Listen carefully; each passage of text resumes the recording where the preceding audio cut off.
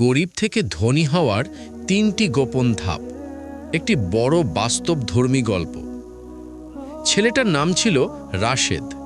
নামটা কেউ আলাদা করে মনে রাখত না, কারণ গরিব মানুষের নাম সমাজে গুরুত্ব পায় না। তার কষ্টও খুব কম মানুষ বোঝে। রাশেদের সকাল শুরু হতো মায়ের চিন্তায় ভেজা মুখ দেখে, বাবার ক্লান্ত শরীর, ঘরের কোণে জমে থাকা না পাওয়ার হিসেব, সব মিলিয়ে জীবনটা ছিল ভারী। সে ছোটবেলা থেকেই জানত এই জীবনটা তার পছন্দ না, কিন্তু শুধু পছন্দ না হলেই জীবন বদলায় না, এই কথাটা সে অনেক পরে বুঝেছিল। প্রথম গোপন ধাপ, চিন্তা বদলানো, নিজেকে দোষ দেওয়া শেখা। রাশেদ আগে ভাবত সে গরিব কারণ ভাগ্য খারাপ, কারণ বাবা গরিব, কারণ সমাজ অন্যায়। একদিন বাসে যেতে যেতে সে একজন বৃদ্ধ লোকের কথা শুনল। লোকটা বলছিল, গরিব থাকা সমস্যা না, চিন্তায় গরিব থাকা সমস্যা। এই কথাটা রাশেদের মাথায় গেঁথে গেল।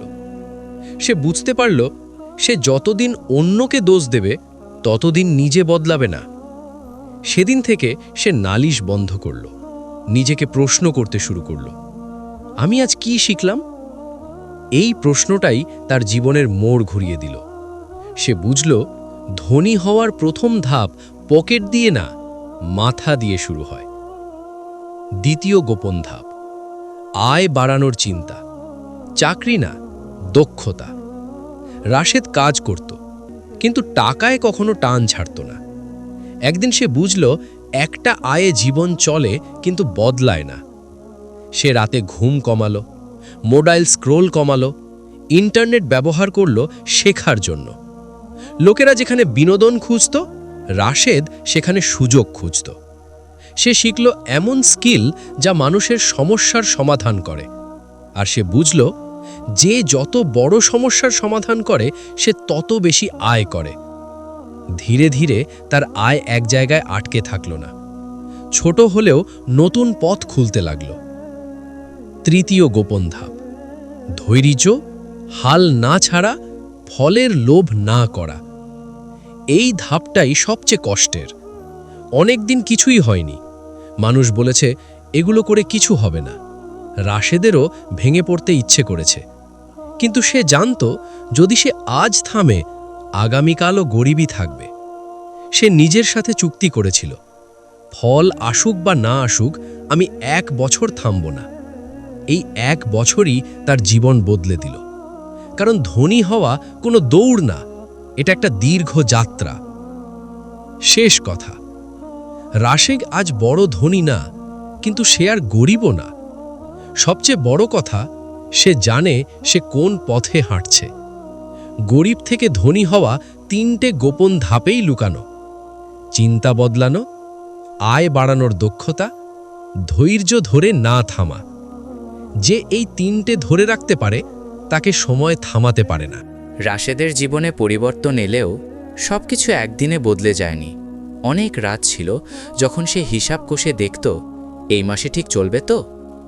তার বন্ধুদের অনেকেই তখন সহজ পথে টাকা রোজগার করছিল। কেউ শর্টকাট ধরেছিল, কেউ ভুল পথে হেঁটেছিল। রাশেদের মনও একসময় কেঁপে উঠেছিল। সে নিজেকে জিজ্ঞেস করেছিল, আমি কি বোকা? সবাই যখন তাড়াতাড়ি এগিয়ে যাচ্ছে, আমি কেন এত ধীরে? কিন্তু ঠিক তখনই সে নিজের বাবার মুখটা মনে করল, যে মানুষটা সারা জীবন পরিশ্রম করে কখনো ভুল পথে যায়নি। রাশেদ বুঝল, ধীরে হলেও ঠিক পথে হাঁটাই আসল। সে নিজের নিয়ম বানালো, প্রতিদিন অল্প হলেও শেখা, প্রতিদিন অল্প হলেও কাজ। সে জানত ছোট ছোট ধারাবাহিক কাজই একদিন বড় ফল দেয়। ধীরে ধীরে মানুষ তাকে আলাদা চোখে দেখতে শুরু করল। যে মানুষটা আগে পরামর্শ দিত, এখন তার কাছেই পরামর্শ চাইত। রাশেদ তখন একটা বড় সত্য বুঝল, ধনী হওয়া মানে শুধু টাকা না, ধনী হওয়া মানে অপশান থাকা।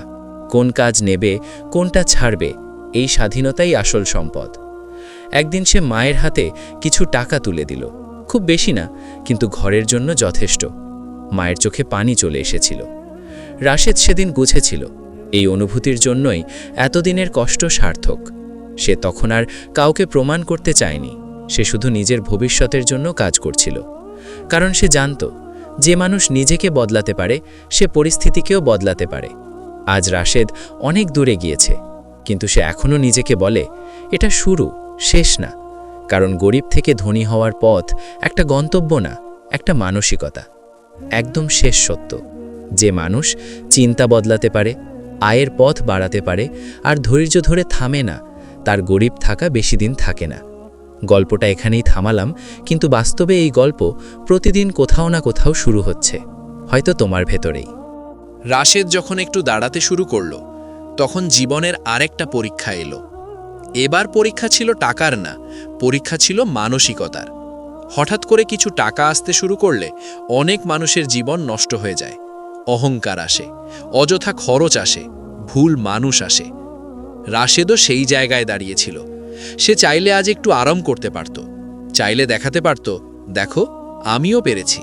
কিন্তু সে থামল, নিজেকে আবার প্রশ্ন করল, আমি কেন শুরু করেছিলাম? উত্তরটা স্পষ্ট ছিল, আর গরিব মানসিকতায় বাঁচার জন্যে না। সে টাকার ব্যবহার শিখল, দেখানো কমালো, গোছানো বাড়ালো। সে বুঝল ধনী হওয়া মানে বেশি খরচ না, ধনী হওয়া মানে সঠিক সিদ্ধান্ত। এই সময় সে আরেকটা জিনিস শিখল, সবাই তোমার সঙ্গে থাকবে না। তুমি যখন বদলাও, অনেক মানুষ নিজেরাই দূরে সরে যায়। আগে যাদের সঙ্গে প্রতিদিন কথা হতো, এখন আর হয় না। আগে যারা হাসত, এখন তারা চুপ। রাশেদের খারাপ লাগেনি, কারণ সে জানত সবাই একই গতিতে হাঁটতে পারে না।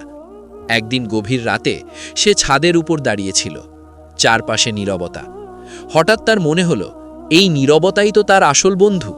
এই নীরবতাতেই সে শিখেছে, এই নীরবতাতেই সে বড় হয়েছে। সে নিজেকে বলল, আমি গরিব ছিলাম, কিন্তু আমি ছোট ছিলাম না। আজ আমার টাকা আছে, কিন্তু আমি অহংকারী হব না।